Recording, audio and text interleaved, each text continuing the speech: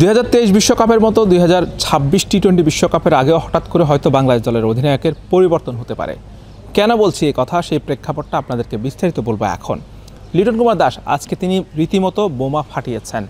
কদিন আগেই একটা আগ্নেয়গিরির অগ্ন্যুৎপাত হয়েছে, ঠিক যেমনটা আগ্নেয়গিরির অগ্ন্যুৎপাত হয়েছিল, ঠিক আজকে প্রেস কনফারেন্সে লিটন কুমার দাস ঠিক তেমনটাই কথার লাভা ছড়িয়েছেন। তিনি বলেছিলেন শামীম হোসেন পাটোয়ারিকে দল থেকে বাদ দেওয়া নিয়ে তার কোনো অভিমত নেওয়া হয়নি, আর সেটা নিয়ে তিনি কিন্তু বিস্ফোরক মন্তব্য করেছেন এবং ক্ষোভ প্রকাশ করেছেন নির্বাচকের উপর। আবার অন্যদিকে তার এই মন্তব্যের পরপরই কিন্তু প্রধান নির্বাচক গাজী আশরাফ হোসেন লিপু তিনিও প্রতিক্রিয়া জানিয়েছেন। অর্থাৎ ক্যাপ্টেন এবং নির্বাচক মনে হচ্ছে যেন মুখোমুখি হয়ে গেছে।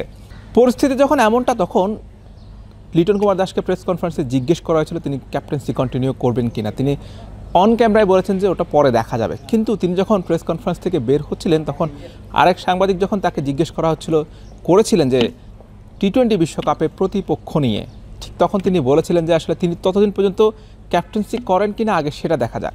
আমরা দেখি যে বড় ভূমিকম্প হওয়ার আগে ছোট ছোট ভূমিকম্প হয়। ঠিক আমার কাছে আজকে মনে হচ্ছে আজকের এই প্রেস কনফারেন্সটা সেই ছোট ভূমিকম্প বড় ভূমিকম্প হওয়ার আগে, কারণ লিটনের অ্যাটিটিউডে, লিটনের কথাবার্তা সেটাই বোঝা গেছে। কারণ দল নির্বাচনে তার মতের গুরুত্ব দেওয়া হচ্ছে না। লিটন কুমার দাস শামীম হোসেন পাটোয়ারিকে বাদ দিয়ে নিয়ে বলেছিলেন যে, একদম সরাসরি বলেছেন, কোনো রাগ ঢাক না রেখে বলেছিলেন যে তাদের মতের গুরুত্ব দেওয়া হয়নি বা তাদের সঙ্গে কোনো আলোচনাও করেনি। অন্যদিকে প্রধান নির্বাচক গাজী আশরাফ হোসেন লিপু বলেছিলেন যে আসলে কোচ ক্যাপ্টেনের মতামত নেওয়া হয়, গুরুত্ব দেওয়া হয়, কিন্তু ফাইনাল ডিসিশনটা দেয় বোর্ড, ফাইনাল দলটা তৈরি করে নির্বাচকরা। তাহলে কি দাঁড়ালো যে লিটন কুমার দাস কেন তিনি ক্যাপ্টেন্সি থেকে সরে যেতে চান কিংবা সরে যাওয়ার আভাস দিয়েছেন? কারণ বিশ্বকাপে লিটন যদি তার পছন্দের দল নিতে না পারেন, তার পছন্দের দল নিয়ে বিশ্বকাপ খেলতে না যেতে পারেন, হয়তো তিনি সেখানে ক্যাপ্টেন্সি থেকে তার আগে ইস্তফা দিতে পারেন। এই আভাসটা তিনি কিন্তু দিয়ে রেখেছেন। এখন আসলে দেখার বিষয় শেষ পর্যন্ত কি হয়, লিটনের পছন্দ অনুযায়ী, অর্থাৎ কোচিং প্যানেল বা কিংবা লিটনের অধিনায়কের পছন্দ অনুযায়ী দল সাজানো হবে কিনা, নাকি বোর্ড থেকে যেই দলটা দেওয়া হবে সেটা নিয়ে খেলতে হবে। এক প্রকার লিটন কুমার দাস কিন্তু প্রেস কনফারেন্সে বলেছেন যে আসলে বোর্ড থেকে যেই দলটা দেওয়া হবে সেই দল নিয়ে খেলতে বাধ্য। কিন্তু লিটনের যে অ্যাটিটিউড, লিটনের যে ভাব, আমার মনে হয়নি যে লিটন সেই সিদ্ধান্তটা, বোর্ডের সেই সিদ্ধান্তটা খুব বেশি দিন মানবেন কিংবা সেটা মেনে নিয়ে তিনি আসলে বিশ্বকাপ খেলতে যাবেন। সে কারণেই আসলে শঙ্কাটা তৈরি হয়েছে। শেষ পর্যন্ত আসলে কী হয় বলা যায় না। তবে লিটনের কথায় যুক্তি আছে, বাংলাদেশ দলের মিডল অর্ডারে যে কয়জন ব্যাটার আছেন সবাই কিন্তু ডানহাতি। শামীম হোসেন পাটোয়ারির অনুপস্থিতি মানে সেখানে কোনো বাঁহাতি ব্যাটার নেই, আর ইন্টারন্যাশনাল ক্রিকেটে এই বাঁহাতি ডানহাতি কম্বিনেশনটা প্রয়োজন। অন্যদিকে শামীম হোসেন পাটোয়ারি যেভাবে ভয় ডরহীনভাবে ক্রিকেট খেলেন, আনঅর্থোডক্স শট খেলেন, ঠিক এমন একজন ব্যাটার কিন্তু বাংলাদেশ দলে নেই। তার বদলে রিপ্লেস করা হয়েছে মাহিদুল ইসলাম অঙ্কনকে। অঙ্কন কিন্তু পরীক্ষিত ক্রিকেটার নন। শামীম যেভাবে ফিনিশার হিসেবে তকমা পেয়েছেন, ফিনিশার হিসেবে তার যে অভিজ্ঞতা আছে, মাহিদুল ইসলাম অঙ্কনের সেই অভিজ্ঞতা নেই। তিনি বিপিএলে ভালো খেলেছেন, কিন্তু আসলে ইন্টারন্যাশনাল ক্রিকেটে সেটা ক্যারি কতটুকু করতে পারবেন সেটা দেখার বিষয়।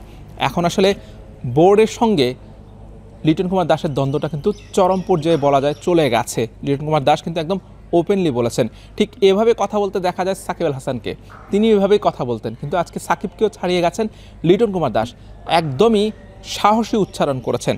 এখন বোর্ড আসলে সেটাকে কিভাবে নেয়, লিটনের এই প্রতিক্রিয়াটাকে পজিটিভলি নিবে নাকি নেগেটিভলি নিবে সেটা দেখার অপেক্ষা। যদি এমন কিছু হয় যে টি-20 বিশ্বকাপের আগে লিটন কুমার দাস অধিনায়কত্ব থেকে ইস্তফা দিয়েছেন, তাহলে সেটা মোটেই বাংলাদেশ দলের জন্য সুখকর হবে না। আমরা দেখেছিলাম 2023 বিশ্বকাপের অবস্থা। তামিম ইকবাল যখন হুট করে ক্যাপ্টেন্সি ছেড়ে দিয়েছেন, বিশ্বকাপে যাননি, তখন কিন্তু বাংলাদেশ দলের অবস্থাটা কেমন হয়েছিল। ঠিক 2023 বিশ্বকাপের পুনরাবৃত্তিটা হতে পারে 2026 বিশ্বকাপে, ভেন্যু কিন্তু সেই একই, ভারতে।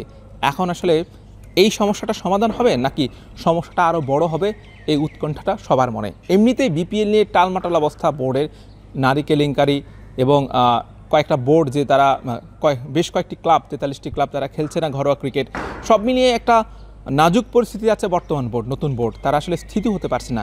তার মধ্যে যদি ইন্টারন্যাশনাল ক্রিকেট নিয়ে, যদি আন্তর্জাতিক দল নিয়েও তারা যদি টানাপোড়েনে থাকেন, তাহলে সেটা আসলে এই বোর্ডের অস্বস্তিটা আরও বাড়িয়ে দেবে। আশা করছি যে এই সমস্যাটার সমাধান হবে এবং দুই পক্ষ মিলেই একটা ভালো সমাধান আনবে এবং বাংলাদেশ একটা ভালো দল নিয়ে বিশ্বকাপ খেলতে যাবেন। Hossain Arman, BD cric time, Chittagong.